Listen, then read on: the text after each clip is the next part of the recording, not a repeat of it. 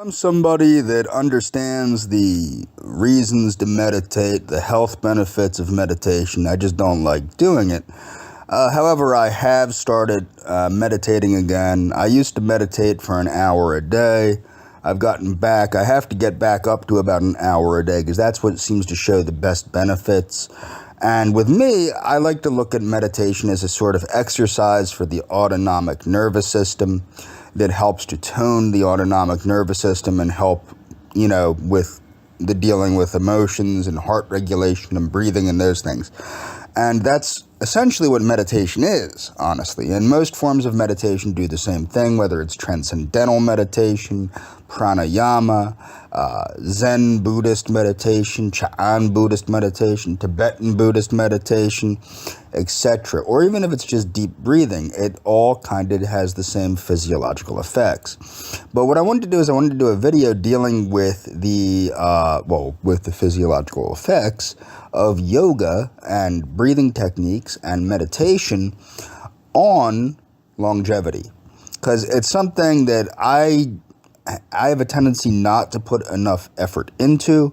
I put a lot more effort into exercise, a lot more effort into diet. My cardiologist has been on my ass to start meditating. So I finally did what I was told to do. So yoga, breathing, meditation, and longevity. Yoga breathing is an important part of health and spiritual practices in Indo-Tibetan traditions, considered fundamental for the development of physical well-being, meditation awareness, and enlightenment. It is both a form of meditation in itself and a preparation for deep meditation.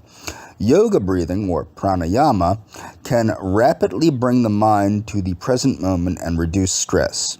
In this paper, meaning the paper that this is connected to, we review data indicating how breath work can affect longevity mechanisms in some ways that overlap with meditation and in other ways that are different from, but that synergistically enhance the effects of meditation. They also provide clinical evidence for the use of yoga breathing in the treatment of depression, anxiety, post-traumatic stress disorder, and for victims of mass disasters. By inducing stress resilience, breath work enables us to rapidly and compassionately relieve many forms of suffering. Now, that's important that you have to understand. This is a form of stress reduction. Okay, and you have to treat it like exercise. It's not like a lot of people teach, like a lot of therapists, and I know this because I used to work in mental health, they teach meditation wrong. They try to teach you to do meditation when you're having a panic attack or things of that nature. And that can be helpful, but it's not as helpful as doing 15 minutes to a half an hour of meditation a day, which is exceedingly boring, which is why I don't like doing it. But what it does is it tones the autonomic nervous system, and it helps you deal, and it helps reduce the amount of panic, reduce the amount of anxiety, reduce the amount of tachycardia.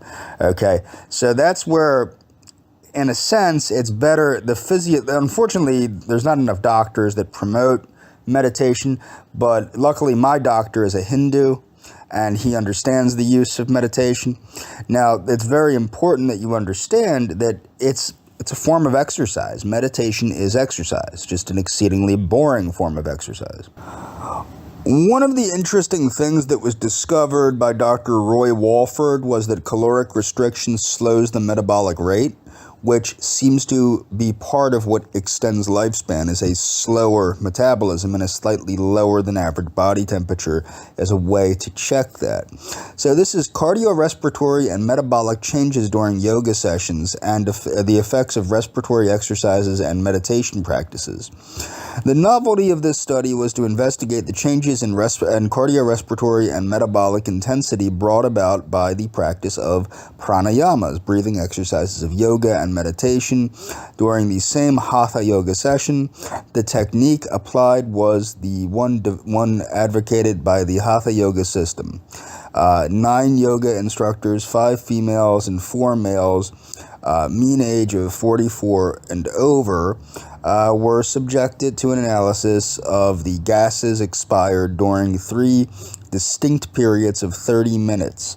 Rest respiratory exercises, and meditative practices. A metabolic open-circuit computerized system was applied. The oxygen uptake, blah, blah, blah. During meditation and pranayama practices, when compared with the test, the heart rate suffered relevant reductions, meaning the heart rate slowed.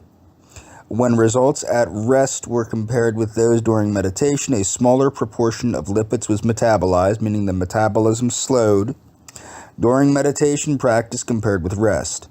The results suggest that meditation used in this study reduces the metabolic rate, whereas the specific pranayama technique in this study increases it when compared with the rest state. Now, pranayama, if practiced, there's different ways to practice pranayama. There's a relaxed method, which is usually practiced in the West, and there's a very aggressive method of pranayama, which induces deep hyperventilation. The only book that I'm aware of that's a Western book on yoga that actually deals with pranayama like that is Liber ABA by Aleister Crowley, which is, it's Magic Liber ABA or Libre ABA. People pronounce that however they want to pronounce that. And that deals with the proper Eastern method of pranayama, which is quite aggressive. And that's probably why that's increasing the metabolic rate. I'm assuming that was the form of pranayama they were using as opposed to the more relaxed version that is used in the West. Again, this has to do with oxygen consumption and respiration during and after 2 yoga relaxation techniques. So, cyclic meditation is a technique which combines stimulating and calming practices based on a statement in ancient yoga texts, suggesting that such a combination may be especially helpful to reach a state of mental equilibrium. The oxygen consumption, breath rate, and breath volume of 50 male volunteers were assessed before, during, and after sessions of cyclic meditation and sessions of supine rest, which means in the corpse posture, or shavasana. It's when you're laying on your back. The sessions were now, the thing is, too, with the corpse pose, there's 2 ways to do the corpse pose. There is the way where the body is kept rigid, such as it mimics rigor mortis, so you tense all your muscles and stay rigid. And there's another, which is used mostly for relaxation, where it's left very limp. The sessions were 1 day apart, and the order was alternated. The oxygen consumption, breath rate, and breath volume increased during the stimulating practices of cyclic meditation, returned to baseline during the calming practices, and the oxygen consumption decreased by 19.3% below baseline values after cyclic meditation. During the shavasana session, the oxygen consumption, breath rate, and breath volume reduced, so I'm assuming that's the relaxed corpse pose. However, the decrease in oxygen consumption after shavasana was less than after the cyclic meditation. The results support the idea that a combination of yoga postures with supine rest reduces oxygen consumption more than resting supine alone. Now, what makes this interesting is this is sort of kind of a little bit how a beta blocker works, and the fact that it helps your heart work better in a less with less oxygen. Okay, moving on. Autonomic changes during the meditation. Okay, so people that, I don't know who's practiced mantra yoga and who hasn't. If you get the chance to practice mantra yoga, it's very interesting. It really does alter the state of mind quite potently and quite quickly. At least it does for me. Of course, living in an apartment, it's difficult to do mantra yoga without the neighbors thinking I'm completely insane, which they probably think already, but that's besides the point. The autonomic and respiratory variables were studied in 7 experienced meditators. Each subject was studied in 2 types of sessions, meditation with a period of mental chanting of Om. So this is not actually the out loud mantra meditation. This is an internal mantra meditation. which does not, in my opinion, does not operate the same way, and control with a period of non-targeted thinking. So this is a focus, this is a form of focus on an internal chanting of the Om, meaning it's non-audible. The Om mantra is a labial mantra. If you read the book, there's a couple books by John Mumford. A couple of them are Chakra and Kundalini Workbook. I highly recommend. And the other one is the Mind Magic Kit. I don't know if you'll find that one affordable anymore, but they're both excellent. Now, one of the mantras he uses is calm, because what that does is that has meaning to the Westerner, and it still retains the fact that it's a labial, meaning lips. It's coming from the lips, not what many people might be thinking. Sound. These different sounds have different vibratory qualities. The meditators showed a statistically significant reduction in heart rate during meditation compared to the control period. During both types of sessions, there was a comparable increase in the cutaneous peripheral vascular resistance. Keeping in mind similar results of other authors, this was interpreted as a sign of increased mental alertness, even while being physiologically relaxed by the reduced heart rate. So what you're seeing is you're seeing a way to stimulate the mind with a relaxed physiological state. Anyone interested? This is stress meditation, Alzheimer's disease prevention, where the evidence stands. This is about Kriya Yoga. If you're interested in Kriya Yoga, you should go to, I think it's csa.org, the Center for Spiritual Awareness, and read the books by Roy Eugene Davis, who was a disciple of the guy that wrote the book Autobiography of a Yogi. However, Roy Eugene Davis's works are far, far easier to understand for the Westerner, in my opinion. Although meditation is believed to be over 5,000 years old, scientific research on it, so yeah, basically meditation goes back to the earliest shamans, okay? Back when somebody threw on a deer skin and went, hoo, hoo, hoo, hoo, hoo, hoo, hoo. Meditation goes back that far. So mitigating the extensive negative biochemical effects of stress is a superficially discussed target of Alzheimer's disease. So this has to do with Alzheimer's disease prevention with meditation. Okay, this paper reviews lifestyle and stress as possible factors contributing to Alzheimer's disease and meditation's effect on cognitive and well-being for reduction of neurodegeneration and prevention of Alzheimer's disease.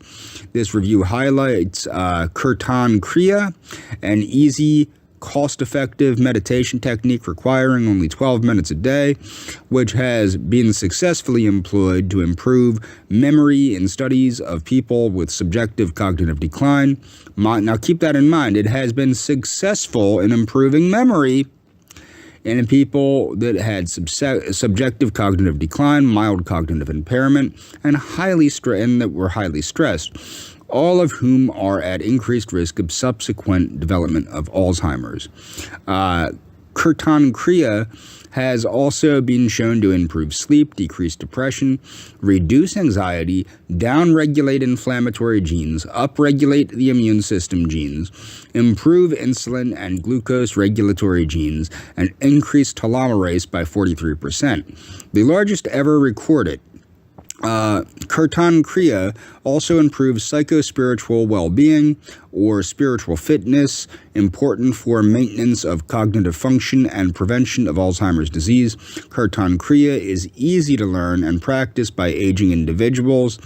It is the premise of this review that meditation in general and Kirtan Kriya specifically, along with other modalities such as dietary modification, physical exercise, mental stimulation, and socialization may be beneficial as part of an Alzheimer's disease prevention program. So in my opinion, one of the best books ever to read on meditation is actually called The Relaxation Response, and it was written by a cardiologist that studied transcendental meditation and the use of transcendental meditation in the management of hypertension and other cardiac issues in his patients. So hypertension is an insidious disease which predisposes one to cardiovascular complications, and if not treated properly can lead to various serious complications, economic limitations, having additional benefits with few or almost no side effects, have made non-pharmacological management of hypertension an attractive approach for dealing with hypertension. In developed and developing countries alike, a Medline search was done for relevant references with emphasis on original studies, randomized controlled trials, lifestyle modifications, including changes in diets and the dietary pattern, adopting special diets with low sodium, saturated fat, and high calcium, magnesium, and potassium, and trying the new methods like time-restricted meal intake, which work in tandem with the circadian rhythm, are opening new vistas in the field of non-pharmacological management of hypertension. Lifestyle modifications that effectively lower blood pressure are increased physical activity, which we know, weight loss, limited alcohol consumption, and relaxation techniques of yoga, acupuncture, tai chi, mindfulness-based stress reduction program, and transcendental meditation. Remember I said, read that book, The Relaxation Response. Air pollution of the surrounding air is linked with poor health outcomes and is a major contributor to the global burden of disease. Fine particulate matter is strongly associated with cardiovascular morbidity and mortality. Short-term particulate matter exposure, hours to weeks, increases the likelihood of adverse cardiovascular events, including myocardial infarction, stroke, and heart failure, and longer-term exposure multiplies that risk. Non-pharmacological methods should be initiated early in the early phase of the disease and should be continued in conjunction with medication. Now, I want to remind people, I'm not a doctor, I'm not an MD, not a DO, not an ND, not a chiropractor, not a nurse, not an LPN, not an RN, not a nurse practitioner. I'm not a nutritionist. I'm not a dietitian, nothing like that. This video is not medical advice, so keep that in mind. One of the ways that I trick myself into meditating is actually through stretching, okay? So, because I like to exercise, but I'm not a big fan of meditating.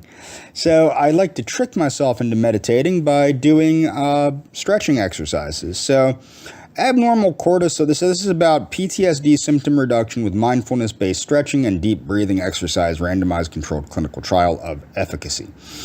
Okay, context, abnormal cortisol levels are a key pathophysiological indicator of post-traumatic stress disorder. Endogenous normalization of cortisol concentration through exercise may be associated with PTSD symptom reduction.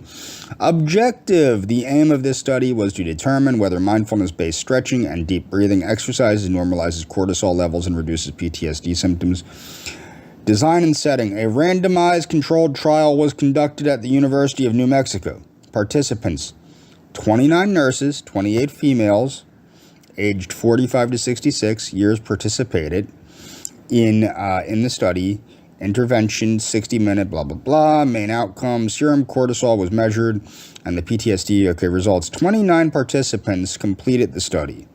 79% with PTSD symptoms, and 7 without PTSD symptoms. 8-week outcomes, blah, blah, blah. Group were superior. So let's see, the MBX group, okay. The one with the intervention was superior to those for the control group, as would be expected. The results suggest that the intervention appears to reduce the prevalence of PTSD-like symptoms in individuals exhibiting subclinical features of PTSD. So that means that mindfulness-based stretching and deep breathing, so deep breathing while you're stretching, helps to reduce PTSD symptoms in some people, at least. The people in this, reduces cortisol levels, which may be an indicator of reduced PTSD features. and symptoms. So in closing, I'm going to go over some nutraceuticals and dietary supplements for the heck of it that improve the quality of life and outcomes in heart failure patients.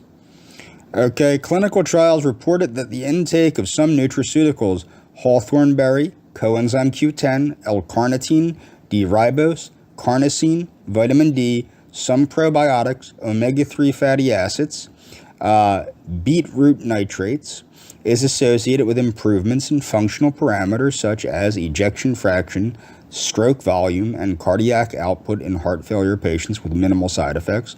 These findings were sometimes reinforced by subsequent meta-analyses, which further concluded that benefits tended to be greater in earlier stage heart failure. The main mechanisms involved are antioxidant, anti-inflammatory, anti-ischemic, and anti-aggregant effects. So what that means is radical oxygen species quenching, it reduces inflammation, and it helps stop, clotting and things of that nature, and it helps stop, it's anticoagulant and anti-stroke things. So conclusion, evidence suggests that the supplementation with nutraceuticals may be a useful option for effective management of heart failure with the advantage of excellent clinical tolerance. Okay, and that's going to be all for this video. I don't even know why I put that on my list of things with this, but it's in there now.